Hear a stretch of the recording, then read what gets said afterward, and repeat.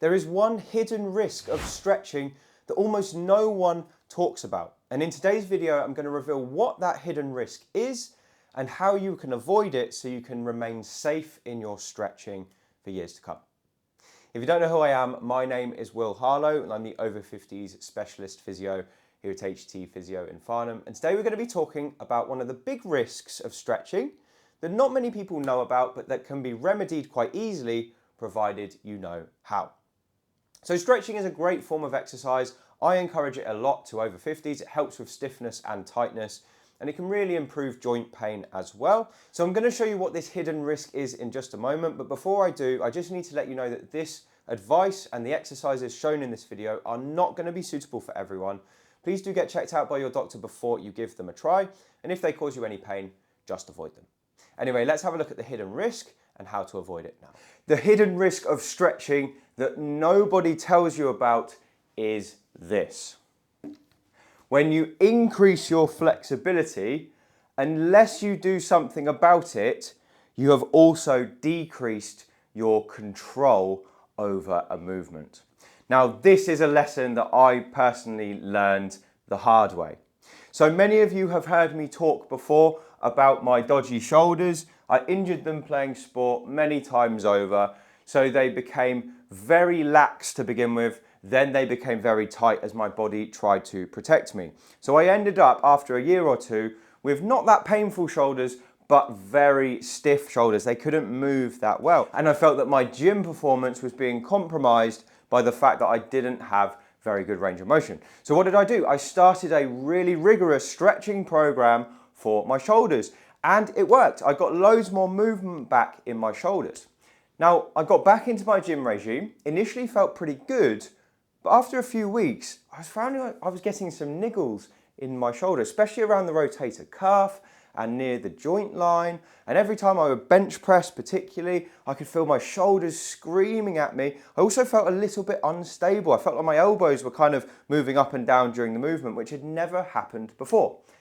Now, looking at it critically, what I'd done is I'd increased my flexibility, but I hadn't increased the control around that joint, which meant all I'd done is destabilized my shoulders. So having a greater range of motion, which should be a good thing, had actually turned out to be a bad thing for me because I'd only done half the job. The other half of the job that I'd neglected was to build that control back. So if you're someone who's stretching a certain part of your body and you're finding that, yes, the range of motion is better, but you still don't feel very good when you move, maybe you've got joint pain, or maybe your muscles are screaming at you, or maybe now you feel a little bit unstable on your feet, this could be the reason why. And that is the hidden risk of stretching that nobody tells you about. It's also one of the reasons why I see a lot of women who come in who do tons of yoga, but they have loads of back pain. It's because they've really stretched off the lower half of their body with their yoga class, but they never built that control to keep those movements safe. You need that element of stability to keep you safe when you move. So this is a critical message. And what I'm going to do today is I'm going to show you 3 areas of the body that are commonly stretched without the stability being added back to it, so you can fix those areas and hopefully rebuild your stability. So the first thing we're going to look at is the shoulder, because it's a personal favorite of mine. The second thing we're going to look at is the ankle, because if you're doing lots of calf stretches but you haven't rebuilt stability, you can jeopardize the movement of your ankle and your foot. And then the third thing we're going to look at is the lower back. So like many of the people in these yoga classes, you could be really flexible with your back, but if you don't have control, you're going to be at risk of an injury. So let's start off with the shoulder and then we'll move on from there. So I'm going to show you now what I did with my shoulder to regain that stability. To make this exercise work, all you need is a resistance band, and it doesn't have to be a tough one. It can be the thinnest one you can find. This has got loads of flexibility because that's what we want, because our shoulder joint in these ranges of motion is probably going to be quite weak. So when I was stretching my shoulder, I increased the range of rotation, but when I was down here, I didn't have any control. So that's what we're going to look to build today. So what you're going to do with your band is you're going to drape one end of it on the floor, and you're just going to stand on that end that's dragging, and you want a little bit of laxity between your hand and the foot with the band hanging. So what we're going to do now is bring the arm up like this. So it's 90 degrees out to the side, and we've got a 90-degree angle between our elbow here like that. And all we're going to do is we're going to rotate up and back like that. You should feel your shoulder switch on. And then on the way down, we're going to very slowly wind that movement back down. So if you look at my elbow is acting as the pivot point, and I'm going to try and go a little bit below neutral. So my hand is just below my elbow, and that is where I lost control. You can see that trying to keep that control, now I have to shake, and then we're going to go back up again. So this is how we build that stability back into the rotator cuff, which I'd stretched off really well, but I just hadn't improved the stability. And this is a lovely stability movement for the shoulder. Now, if you are at the gym and you want an alternative to this, you can use the cables. That's absolutely fine. So you can set up the cable so it's about here, and you can put a handle on it, very little weight, and you can just rotate up and back down, just like I am now. But a resistance band works just as well. Now, if you can see how slowly I'm going down, I'm probably going to the count of 4, maybe 5 seconds, and I'm really paying attention to controlling that movement down as low as it can go. Now, I'm starting to get a real ache in my shoulder, and there's hardly any resistance here, but because I'm challenging an area that's a little bit unstable, the fatigue sets in really quickly. So you can see how there isn't much tension, but that is difficult for me to maintain. So you don't need to do tons of these. You probably work up to sets of about 10 in a row. That tends to work pretty well. Doing that a couple of times a day in any shoulder joint that feels unstable. And within a few weeks, your stability will definitely improve. It's well worth the effort. So if you're one of the many people who watches this channel and stretches your calves diligently, first of all, that's excellent, but we do need to protect those ankles. So if you're someone who does this a lot, the calf stretch, that's brilliant. But now we're going to work on the second component of your ankle health, which is to improve stability. So all we need for this is a step, because we're going to use the step to help us explore that new range of motion that we've gained from all that stretching. So you're going to stand with just your forefoot, your ball of your foot and your toes on the step. And the first thing I want you to do, you can make sure you can hold on to a banister if you're doing this on your stairs. You're going to drop your heels down as far as you can, really pushing those heels down. And what we're doing here is discovering that new range of motion that we've got from our stretching. So it's really good if we can find that our heels can drop below the balls of our feet. So start from this point, and all we're going to do is push up as high as we can, really squeezing those calves at the top. And then on the way back down, we're going to go super slow, right down again to the bottom.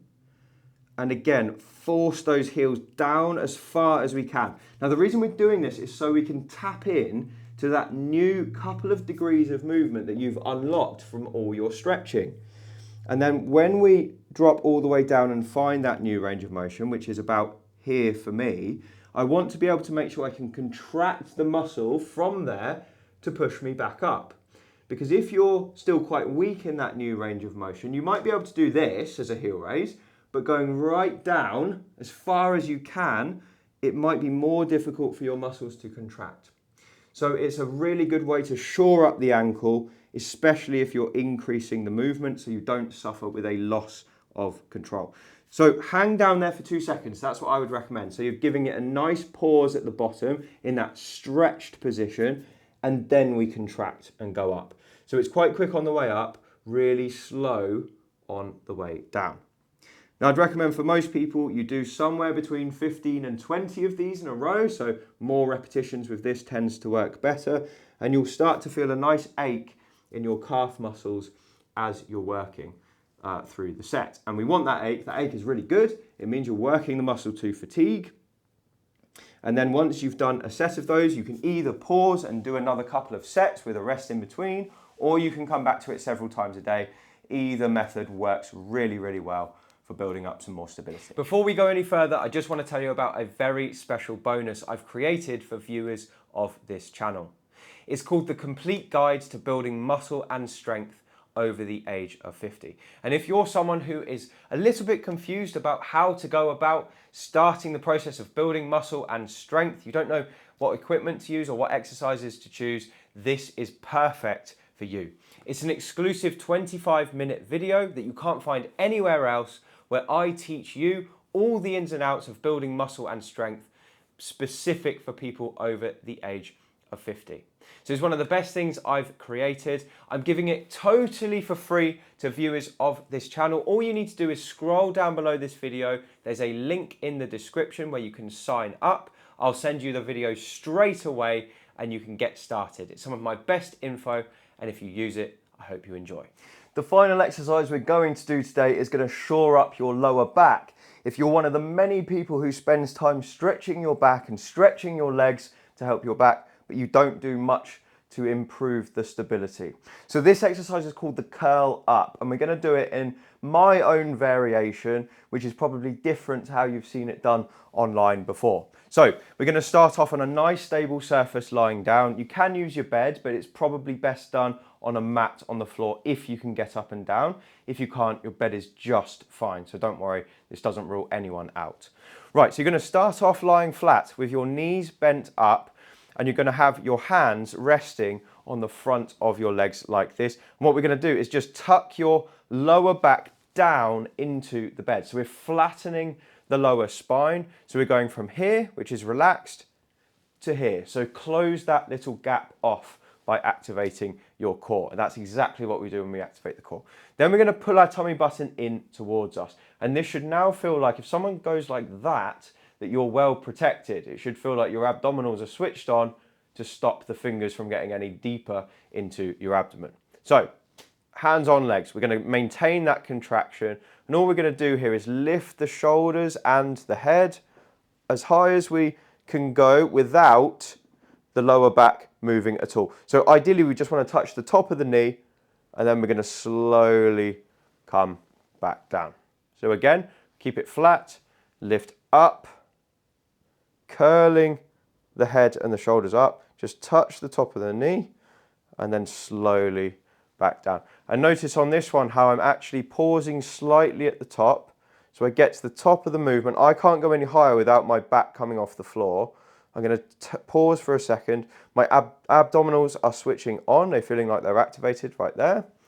And then bring them back down like that. Again, flatten and lift and hold. And if you're doing this right, it should almost feel like you want to start shaking at the top because you're contracting right at the end range of motion of that abdominal muscle. Because if we went any higher, we'd have to start curling the lower back, which turns this into a crunch, which we don't really want to do for the purposes of this video. So we're going to hold there and then come back down.